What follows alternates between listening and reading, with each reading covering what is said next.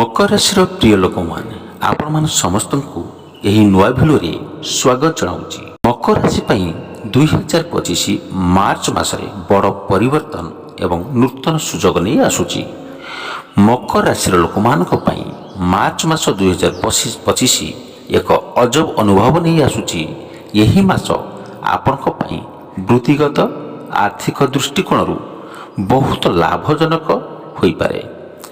ନୂଆ କାର୍ଯ୍ୟ ସୁଯୋଗ, ପ୍ରମୋସନ ଏବଂ ଧନଲାଭ ହେବାର ସମ୍ଭାବନା ରହିଛି, କିନ୍ତୁ ବ୍ୟକ୍ତିଗତ ଏବଂ ପ୍ରେମ ଜୀବନରେ କେତେକ ଚ୍ୟାଲେଞ୍ଜ ଆସିପାରେ, ଯାହାକୁ ବୁଦ୍ଧିମତ୍ତା ଏବଂ ଧୈର୍ଯ୍ୟର ସହିତ ମୁକାବିଲା କରିବା ଦରକାର। ମାର୍ଚ୍ଚ ମାସ ଆପଣଙ୍କ ଜୀବନକୁ କିପରି ପରିବର୍ତ୍ତନ କରିପାରିବ ଜାଣିବା ପାଇଁ ଏହି ରୋମାଞ୍ଚକର ଭିଡ଼ିଓ ଅବଶ୍ୟ ଦେଖିନିଅନ୍ତୁ। ବନ୍ଧୁଗଣ, ଏହି ଭିଡ଼ିଓକୁ ନିଶ୍ଚିତ ଭାବରେ ଫାଷ୍ଟରୁ ଲାଷ୍ଟ ପର୍ଯ୍ୟନ୍ତ ଦେଖନ୍ତୁ। ଆପଣମାନଙ୍କର ମାର୍ଚ୍ଚ ମାସର ଭବିଷ୍ୟତର ସବୁ ଠିକଣା ଆପଣମାନେ ଜାଣିପାରିବେ। ନମସ୍କାର ପ୍ରିୟ ମକର ରାଶିର ଲୋକମାନେ, 1ରୁ 31 ମାର୍ଚ୍ଚ ମଧ୍ୟରେ ସମ୍ପୂର୍ଣ୍ଣ ଭବିଷ୍ୟବାଣୀ ଅର୍ଥାତ୍ ମାସିକ ରାଶିଫଳକୁ ନେଇ ଆଜି ଏହି ଭିଡ଼ିଓ ମାଧ୍ୟମରେ ମୁଁ ଆପଣମାନଙ୍କୁ କହିବି। ପ୍ରିୟ ମକର ରାଶିର ଲୋକମାନେ, ଏହି ଭିଡ଼ିଓରେ ମୁଁ ଆପଣଙ୍କୁ ସମ୍ପୂର୍ଣ୍ଣ ମାସର ରାଶିଫଳ କହିବି, ଯେଉଁଥିରେ ଆପଣଙ୍କ ଜୀବନର ପ୍ରତ୍ୟେକ କ୍ଷେତ୍ର ଉପରେ ପ୍ରଭାବ ପଡ଼ିବ। ଏହି ଭିଡ଼ିଓ ଚନ୍ଦ୍ର ରାଶି ଉପରେ ଆଧାରିତ ଅଟେ, ତେଣୁ ଯଦି ଆପଣ ଚନ୍ଦ୍ର ରାଶି ଆପଣମାନଙ୍କୁ ଜଣା ନାହିଁ ତାହେଲେ ଠିକ୍ ଅଛି, ନହେଲେ ଆପଣ ଏହି ଭିଡ଼ିଓକୁ ଲଗ୍ନ କିମ୍ବା ନାମ ଅନୁଯାୟୀ ଦେଖିପାରିବେ। ପ୍ରିୟ ମକର ରାଶିର ଲୋକମାନେ, ଏକ କଥା ଅଛି ଯେ ମାର୍ଚ୍ଚ ମାସରେ ଗ୍ରହମାନଙ୍କର ସ୍ଥିତି ଏପରି ପରିବର୍ତ୍ତନ ହେଉଛି ଯେ ମୁଁ ଏତିକି କହିବି ଆପଣମାନଙ୍କୁ, ଆପଣଙ୍କ ଜୀବନରେ ଦୁଃଖ କ୍ଲେଶ ସମାପ୍ତ ହେବ। ତେବେ ଚାଲନ୍ତୁ ଏକ ପରେ ଏକ କରି ମାର୍ଚ୍ଚ ମାସର ସମ୍ପୂର୍ଣ୍ଣ ହାଲ ଜାଣିବା ବା ସମ୍ପୂର୍ଣ୍ଣ ବିବରଣୀ ଜାଣିବା। ପ୍ରିୟ ମକର ରାଶିର ଲୋକମାନେ, ଆପଣଙ୍କର କର୍ମକ୍ଷେତ୍ରରେ ଶାସକ ଶୁକ୍ର ଅଛନ୍ତି ବର୍ତ୍ତମାନ ସମୟରେ, ଏବଂ ସେ ଶୁକ୍ର ଏବଂ ଉଚ୍ଚରେ ଅଛନ୍ତି ଏବଂ ତୃତୀୟ ଭାବରେ ଅଛନ୍ତି। 23 ତାରିଖରେ ଏହା ଉଦୟ ହେବେ। ମନେ ରଖନ୍ତୁ ଦର୍ଶକ ବନ୍ଧୁ, ଅର୍ଥାତ୍ 23 ମାର୍ଚ୍ଚ ମକର ରାଶିରେ ଥିବା ଲୋକମାନେ ଶୁକ୍ରଙ୍କର ପ୍ରଭାବଶାଳୀ ନିଶ୍ଚିତ ଭାବରେ ଦେଖିପାରିବେ। ମାର୍ଚ୍ଚ ମାସର ସମସ୍ତ ଅବଧି ଅର୍ଥାତ୍ ମାର୍ଚ୍ଚ ମାସରେ ଆପଣଙ୍କର ନିଜ କାମକୁ ନିଜେ ବହୁତ ସକ୍ରିୟ ରଖିପାରିବେ ଏବଂ ସତର୍କ ମଧ୍ୟ ରହିବେ। ଲୋକମାନଙ୍କ ସହିତ ଆପଣଙ୍କର ସମ୍ପର୍କକୁ ବହୁତ ଉତ୍ତମ ଭାବରେ ଗଢ଼ି ତୋଳିବେ ବା ଉତ୍ତମ ଭାବରେ ରଖିବେ। ପରିବାର, ମିତ୍ର କିମ୍ବା ଆତ୍ମୀୟ ସ୍ୱଜନ ବ୍ୟକ୍ତିମାନଙ୍କ ସହିତ ଯଦି ଆପଣଙ୍କର କାମରେ କୌଣସି ବାଧା ସୃଷ୍ଟି ହୁଏ, ତେବେ ଆପଣ ସେମାନଙ୍କୁ ଏଡ଼ାଇ ପାରିବେ ମଧ୍ୟ। ମକର ରାଶିର ବ୍ୟକ୍ତିଙ୍କର ଚାକିରି କିମ୍ବା ବ୍ୟବସାୟ ଲାଗିନଥିଲେ ସେମାନଙ୍କୁ ଏହି ମାସରେ 100% ସଫଳତା ମିଳିବ ଏବଂ ଯେଉଁମାନଙ୍କର ଜୀବନରେ ଚାକିରି କିମ୍ବା ବ୍ୟବସାୟ ଏକଦମ ନଷ୍ଟ ହୋଇଯାଇଛି ସେମାନଙ୍କୁ 23 ତାରିଖରୁ ସଫଳତା ମିଳିପାରିବ ଏବଂ ସଫଳତା ମିଳିବାର ଆରମ୍ଭ କରିବ।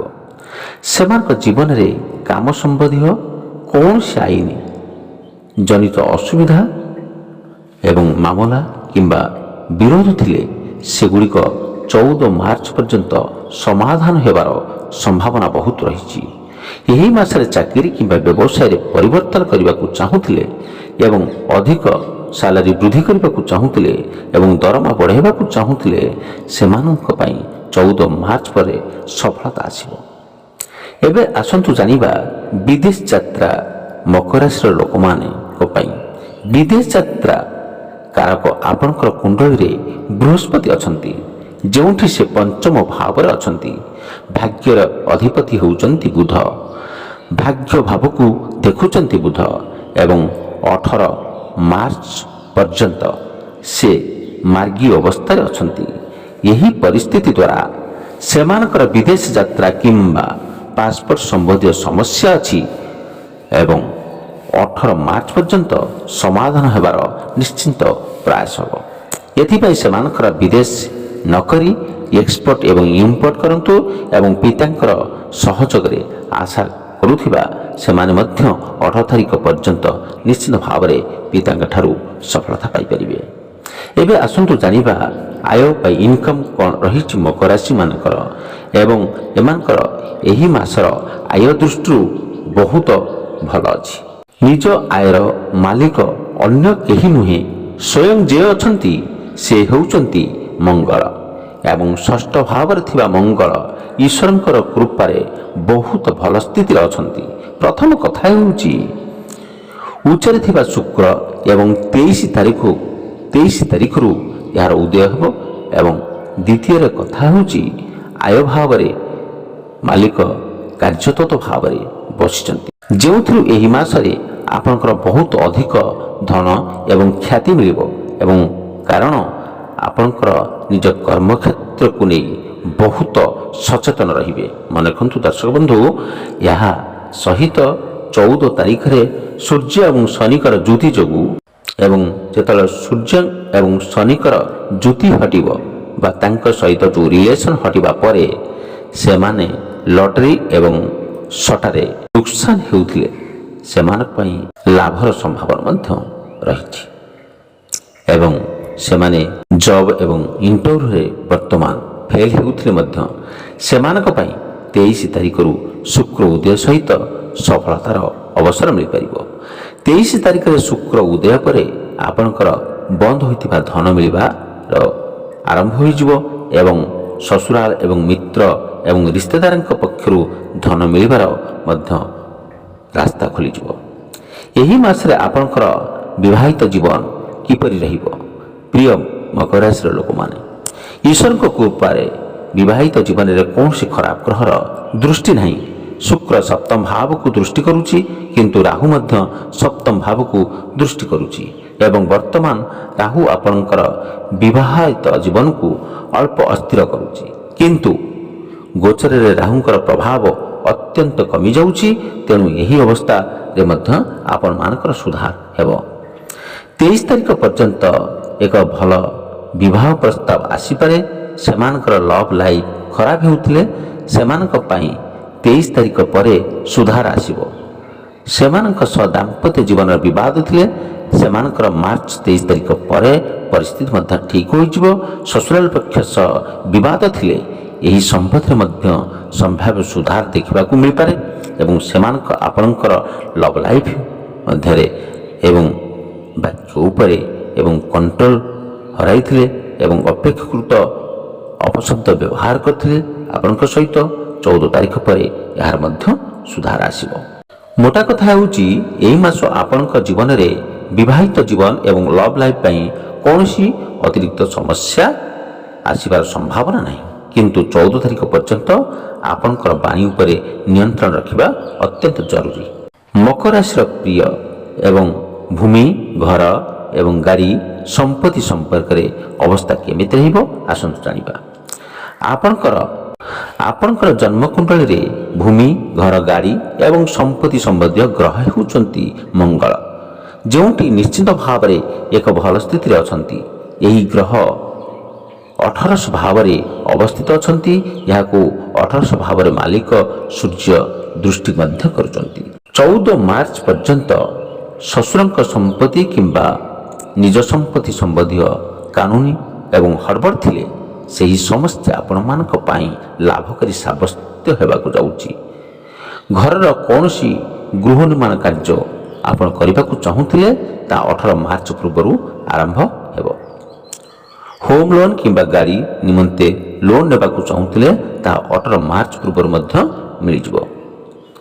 ଏବଂ ପିତାମାତାଙ୍କ ସହ ସମ୍ପର୍କ କେମିତି ରହିବ?